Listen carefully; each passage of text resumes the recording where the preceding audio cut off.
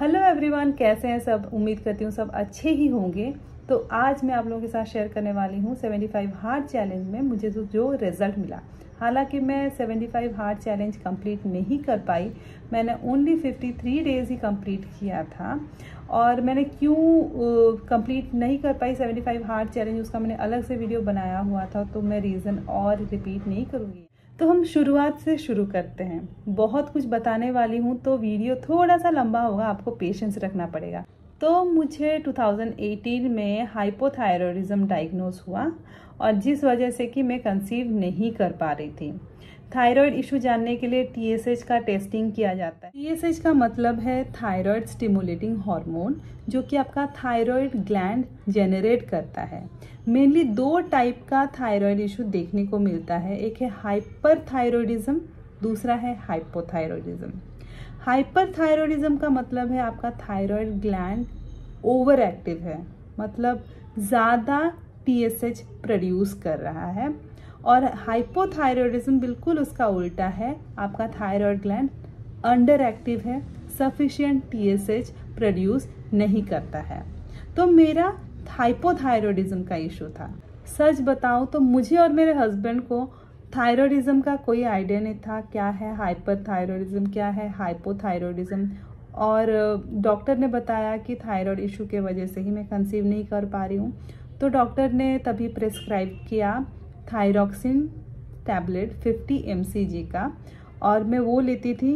उसके बाद मैंने कंसीव किया, और पूरा ध्यान जो है मतलब वो प्रेगनेंसी के ऊपर ही था। तो थायराइड इशू का हमने ज़्यादा सोचा नहीं, मेडिसिन में लेती रही तभी। और मुझे लगा ये मतलब सर्टेन टाइम के लिए है मैं मेडिसिन ले रही हूँ, इसके बाद मुझे मेडिसिन नहीं लेना पड़ेगा। तभी मुझे नहीं पता था कि ये होल लाइफ के लिए मेडिसिन मेरे साथ रह जाएगा, मुझे होल लाइफ ये मेडिसिन के ऊपर डिपेंड होना पड़ेगा बोल के। ड्यूरिंग प्रेगनेंसी मेरा TSH बहुत फ्लक्चुएट कर रहा था। अभी तो मैं रिकॉल नहीं कर पाती हूँ, बट तभी मेरा डोजेस भी बढ़ गया था। तभी बीच में मैं 75 mcg तक का भी डोज लिया करती। मेरा प्रेगनेंसी स्मूथ नहीं रहा है। प्रेगनेंसी के दौरान भी मुझे बहुत डिफ़िकल्टीज फेस करनी पड़ी थी, और मेरा वेट लॉस भी तभी बहुत हो गया था। तो एनीवेज आफ्टर प्रेगनेंसी भी मुझे फिज़िकली मुझे ठीक नहीं लगता था। मैं बहुत टायर्ड फील करती थी, और मुझे बॉडी पेन होता था, कमर में दर्द रहता था, बैक पेन होता था। तो मुझे लगा कि शायद से डिलीवरी के बाद ये सारे प्रॉब्लम्स बहुत कॉमन है, और क्योंकि मेरा C-सेक्शन डिलीवरी हुआ तो शायद से उसी वजह से भी ये सब इश्यूज़ जो आ रहे हैं। बट सच बात ये है कि वो तो एक रीज़न था ही, प्लस मुझे ये थायराइड के वजह से भी ये प्रॉब्लम्स आ रहे थे। मेडिसिन खा के TSH मेरा कंट्रोल में था, लेकिन साइड इफ़ेक्ट्स सबसाइड नहीं हो रहे थे। सो मैं पिछले 5 सालों से हाइपोथायरॉयडिज्म की शिकार थी। जब मेरा कैंसर ट्रीटमेंट चल रहा था, मैं तभी बहुत सेल्फ स्टडी कर रही थी हेल्थ के रिलेटेड। मैं बहुत सारा रिसर्च कर रही थी, फॉलो कर रही थी कैंसर सर्वाइवर्स को कि उन्होंने कैसा लाइफस्टाइल मेंटेन किया जिसके वजह से उनका कैंसर रिकरेंस नहीं हुआ। तो ऑब्वियसली तभी मुझे नीड था, तो मैं बिल्कुल डटी हुई थी कि कैसे भी करके मुझे इस सिचुएशन से निकलना है, कैसे भी करके मुझे जीना है और फाइट बैक करना है। तभी मेरे दिमाग में बस वही था। लेकिन क्योंकि मैं तभी ट्रीटमेंट चल रहा था मेरा, तो ज़्यादा अपने ऊपर एक्सपेरिमेंट नहीं कर रही थी, ज़्यादा मैं डाइटरी चेंजेस कुछ नहीं कर रही थी। जैसे डॉक्टर ने प्रिस्क्राइब किया था, जैसे डॉक्टर ने सजेस्ट किया था, उसी हिसाब से मैं अपना रूटीन फॉलो कर रही थी। डाइट वगैरह भी वैसे ही था। पर मैंने सोचा हुआ था कि ट्रीटमेंट ख़त्म होने के बाद जो भी मैंने रिसर्च करा है मैं उसको अपने लाइफ में इम्प्लीमेंट करूँगी, उसी के अकॉर्डिंग अपना लाइफस्टाइल चेंज करूँगी, और देखूँगी कि क्या चेंजेस आ रहे हैं। मेरा क्योंकि हाइपोथायरॉयडिज्म का इशू था, तो मैंने सोचा हुआ था कि मैं डाइट से, लाइफस्टाइल चेंज से मैं इसको ठीक करने की कोशिश करूँगी, जो कि एक इम्पॉसिबल टास्क था। मैं जनवरी 2023 को ट्रीटमेंट ख़त्म करके भुवनेश्वर अपने घर वापस आ गई, और मैं तुरंत ही अपने लाइफस्टाइल में चेंजेस लाना शुरू कर दिया।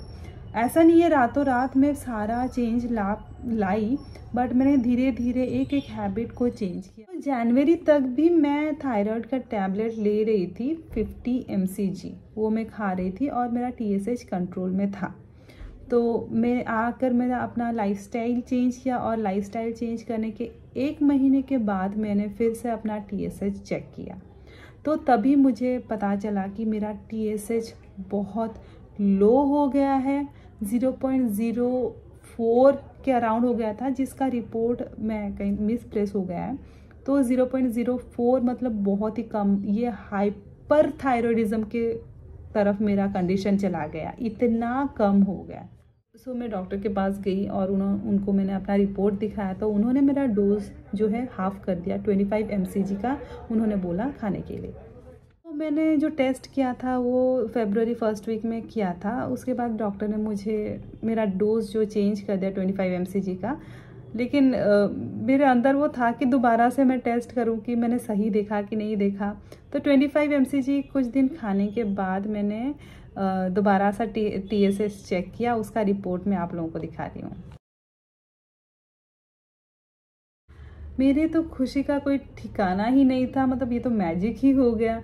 5 साल से मैं थायराइड का टैबलेट खा रही हूँ TSH नॉर्मल रहने के लिए, और अचानक से मैंने लाइफस्टाइल चेंज क्या कर दिया, मेरा TSH पूरा डाउन जाने लगा, हाइपर थायराइडिज्म का कंडीशन आ गया। मुझे लगा TSH का गेम तो मैं समझ गई, यहीं पे मैंने गलती कर दी और प्रॉब्लम शुरू अभी होता है। मैंने राइस और व्हीट छोड़ दिया था। मई के महीने में अपना मैं चेकअप करने गई मुंबई, तो तभी राइस व्हीट तो मैंने छोड़ दिया है। तो मैं क्या खाऊं, मिलेट वहाँ पे कुक नहीं कर सकती। तो मैंने क्या किया कि मैं फ्रूट्स के ऊपर सरवाइव करने लगी। फ्रूट्स और सैलड, स्प्राउट्स, नट्स, इस पे मैंने सरवाइव किया। मतलब वहाँ पे तकरीबन 4-5 दिन में रुकी थी, 1 हफ्ते के अराउंड में रुकी थी वहाँ पे। मैंने 2 बारी राइस खाई थी। मुझे लगा मैं बहुत अच्छा काम कर रही हूँ, बहुत हेल्दी खा रही हूँ, राइस व्हीट नहीं खा रही हूँ, फ्रूट्स और सैलड्स खा रही हूँ, और बहुत टाइम पर मैं नहीं खा रही थी। तो मैं अपने आप को सेव कर रही हूँ, मुझे ऐसा लगा कि हाँ मैं बिल्कुल सही कर रही हूँ। बट उस टाइम पे मैंने एक्सपीरियंस किया कि मुझे सीवियर हेयर फॉल हो रहा था, इवन मेरे आईब्रोज के बाल झड़ रहे थे और आई लैशेस झड़ रहे थे। तो मैंने बोला यार क्या हो रहा है, ये मेरा TSH फिर से ज़्यादा तो नहीं हो गया, मेरा थायराइड का इशू फिर से ज़्यादा तो नहीं हो गया। मेडिसिन तो खा रही हूँ, 25 mcg तो मैं खा ही रही हूँ। जब मैं रिटर्न करा मैंने, और फिर से मैंने TSH का टेस्ट किया, और उसका जब रिजल्ट आया ना, that was very much shocking, और मेरा भरोसा उठ गया। मुझे समझ नहीं आया कि मैं क्या करूँगी। अब रिपोर्ट्स देख के मेरा पूरा दिमाग ही हिल गया। मैं सोची कि यार क्या ही हो गया, मतलब मैं तो डोजेस घटाने के चक्कर में, मतलब ये तो बढ़ता जा रहा है। अभी तो मतलब लाइफस्टाइल चेंज कर रही हूँ घटाने के लिए, लेकिन ये बढ़ क्यों रहा है, मतलब दिमाग काम नहीं किया। अभी फिर से क्या करूँ। मेरे हिसाब से तो मैं हेल्दी खा रही हूँ, अवॉइड कर रही हूँ जितना ख़राब चीज़ें हैं, जितना अच्छा, जितना न्यूट्रिशियस मैं खा सकती हूँ उतना न्यूट्रिशियस मैं खाने की कोशिश कर रही हूँ। तो गलती कहाँ पे हो रही है। तो मैं मुंबई से वापस आने के बाद फिर से खाना पीना ठीक टाइम में सब कुछ मैंने किया। तो धीरे धीरे मेरे रिपोर्ट्स नॉर्मल होते रहे। मैंने टैबलेट तभी भी लेती रही मैं, और नॉर्मल तो पूरा कंप्लीटली नहीं हुआ, टैबलेट के साथ नॉर्मल के आसपास ही रेंज रहता था TSH।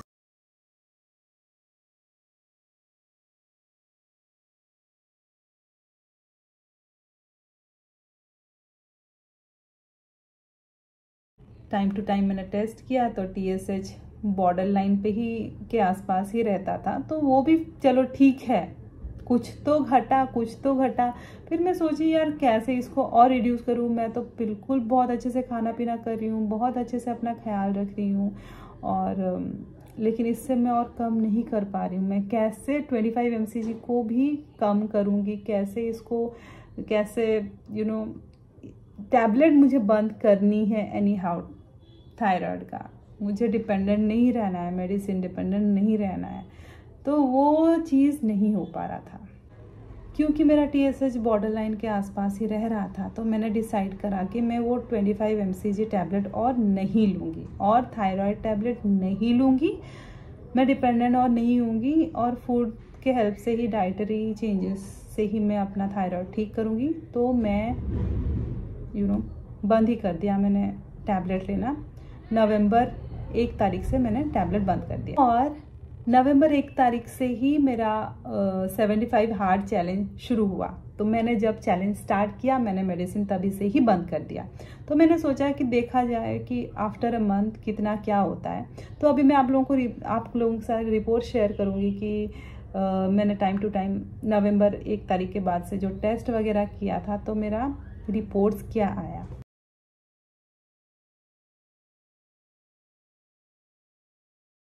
तो 9 नवंबर को मेरा TSH था 7.730, जो कि हाई हो चुका था। 9 दिनों से मैंने टैबलेट नहीं लिया था।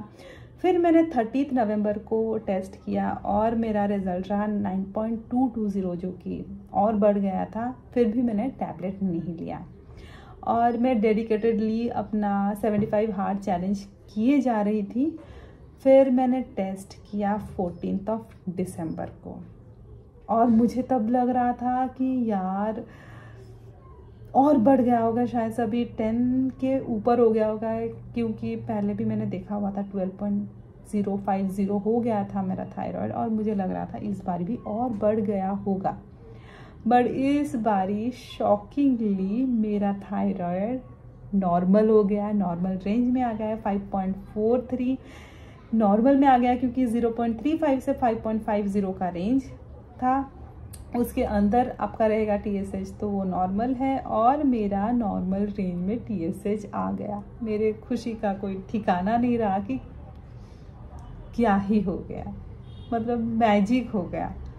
ऐसा क्या हुआ, क्या ये 53 डेज में हुआ कि मेरा TSH नॉर्मल हो गया, मेडिसिन नहीं ले रही हूँ मैं, और क्या ऐसे कमियां थी जो कि पहले मैं नहीं कर रही थी, जिसकी वजह से मेरा TSH नॉर्मल नहीं हो पा रहा था। Okay, before I tell you what I feel work for me, I want to introduce you to a term called circadian rhythm. अच्छा, मैं ये बताने से पहले आप लोगों को एक बात, डिस्क्लेमर है, ये बताना चाहती हूँ कि यार मैं कोई डॉक्टर नहीं हूँ। ओके, मैं कोई एक्सपर्ट नहीं हूँ इसी ग्राउंड में। मैं बस एक जर्नी में निकल गई हूँ खुद को ठीक करने में, खुद को हील करने में और खुद को कैंसर फ्री रखने में। तो इसी जर्नी के दौरान जो भी मैं अपने ऊपर एक्सपेरिमेंट कर रही हूँ, बस अपना एक्सपीरियंस मैं आप लोगों से शेयर कर रही हूँ। ओके, तो आप लोग ऐसा नहीं समझिएगा कि मैं कोई एक्सपर्ट हूँ या फिर कोई डॉक्टर हूँ। मेरा कुछ भी एक्सपर्टीज़ नहीं है ये फील्ड में। बस मैं अपने ऊपर जो इम्प्लीमेंट कर रही हूँ, रिजल्ट मुझे मिल रहा है, वो बस आप लोगों के साथ शेयर कर रही हूँ। ओके, पहले मैं जो सर्केडियम रिदम है उसके बारे में बताऊंगी। वो मैं गूगल से जो मैंने लिखा हुआ है, मैं आप लोगों के सामने वो पढ़ूंगी पहले, फिर मैं सरल भाषा में आप लोगों को बताऊंगी जो मैं समझी हूँ। ओके, तो circadian rhythm are the physical, mental and behavioural changes an organism experience over a 24-hour cycle. Light and dark have the biggest influence on circadian rhythms, but food intake, stress, physical activity, social environment and temperature also affect them. तो मुझे ये समझ में आता है कि 24 घंटे के अंदर, ठीक है, आप क्या करते हो, क्या नहीं करते हो, किस वक्त क्या करते हो, ब्रेन ना वो सेंस करता है। तो आप दिन में कोई भी एक्टिविटी करेंगे ना, तो वो एक्टिविटी करने के दौरान जो भी बॉडी का पार्ट उसमें इन्वॉल्व रहता है, ब्रेन पहले से इसको इन्फॉर्म करता है कि देखो तुम रेडी रहना, अभी ये इंसान ये काम करने वाला है और तुम्हारी ज़रूरत होगी, तो तुम्हारा एक्टिव पार्टिसिपेशन चाहिए। ब्रेन जो है ना पूरे बॉडी को इन्फॉर्म करता है कि इस बंदे का या बंदी का अभी खाने का वक्त है, तो अभी खाना आएगा। इस बंदे या बंदी का अभी सोने का वक्त है कि अभी वो सोने जाएगा या जाएगी, ठीक है। इस इंसान का भी वर्कआउट करने का वक्त है, तो मसल्स सारे उसमें इन्वॉल्व होंगे। ओके, ये ना ब्रेन आपका इन्फॉर्म करता है पूरे बॉडी को। तो ब्रेन क्या मजिशियन है, उसको सब कुछ पता है, मतलब जैसे कि वो फ्यूचर देख सकता है कि अभी ये होने से पहले उसको सब कुछ पता कैसे रहता है। ब्रेन को सब कुछ पहले से पता नहीं रहता है, उसको भी ट्रेन करना पड़ता है, और उसको ट्रेन करने का जिम्मेदारी एंड रिस्पॉन्सिबिलिटी जो भी है वो हमारी है। तो ब्रेन ये काम को एफिशिएंटली कैसे कर पाएगा, इसकी जिम्मेदारी हमारी है, और इसीलिए ही रूटीन फॉलो होता है। ठीक है, तो हमारे उठने का वक्त, खाने का वक्त, सोने का वक्त, वर्कआउट करने का वक्त, वो टाइमिंग बहुत इम्पॉर्टेंट है। वो टाइमिंग हम रोज़ फॉलो करते हैं ना, उसी से ब्रेन ट्रेन होता है। तो आप अगर रोज़ एक फिक्स टाइम टेबल फॉलो करते हैं ना, तो आपका सर्केडियन रिदम डिस्टर्ब नहीं होता है, आपका बॉडी प्रॉपर फंक्शन करता है, आपका डाइजेशन बहुत अच्छा रहता है, आपका स्लीप पैटर्न डिस्टर्ब नहीं होता है, और आपके बहुत सारे हेल्थ इश्यूज ठीक हो जाते हैं। 75 हार्ड चैलेंज का सबसे चैलेंजिंग पार्ट सबके लिए यही रहता है कि रोज़ हमें एक फिक्स्ड टाइम टेबल फॉलो करना रहता है। तो ये 75 हार्ड चैलेंज में ना सबसे बढ़िया बात ये हुआ कि मैं रोज़ एक फिक्स टाइम टेबल फॉलो करती थी, और उसको मैंने डेडिकेटेडली 53 डेज तक किया। इनिशियली जब मैंने मेडिसिन छोड़ दिया तो ऑब्वियसली TSH ऊपर जाएगा ही, बॉडी को एडजस्ट होने में थोड़ा सा टाइम लगा। एंड मैं मेडिसिन छोड़ने के 1-1.5 महीने के बाद मैंने देखा कि मेरा TSH नॉर्मल हो गया। तो यही मेरी गलती थी, खाना पीना मैंने चेंज कर दिया था, बट एक टाइम टेबल प्रॉपर फॉलो नहीं कर पा रही थी, और वही टाइम टेबल मैंने फॉलो किया और उसका रिजल्ट मुझे मिला इतने दिनों के बाद। So I am very much happy, and मुझे अभी समझ में आ गया है कि सही वक्त पे सही काम करना बहुत ज़रूरी है। आपका खाना सही टाइम पे खाना बहुत ज़रूरी है, सोना सही टाइम पे सोना बहुत ज़रूरी है, सफिशिएंट सोना बहुत ज़रूरी है कि आप कोशिश करें 6 से 7 घंटे का अनइंटरप्टेड स्लीप आपको मिले। इससे आपके बहुत सारे हेल्थ इश्यूज रिजॉल्व हो जाएंगे। तो गाइज, आप लोगों को ये वीडियो कैसा लगा मुझे कमेंट में ज़रूर बताइएगा। बहुत डिटेल में चीज़ों को रखने की मैंने कोशिश किया, प्रॉब्लम्स को समझाने की मैंने कोशिश किया, तो मुझे ज़रूर बताइएगा। जल्दी ही मिलूंगी और एक वीडियो के साथ। तब तक अपना ख्याल रखिए, अपने परिवार वालों का ख्याल रखिए। नमस्ते।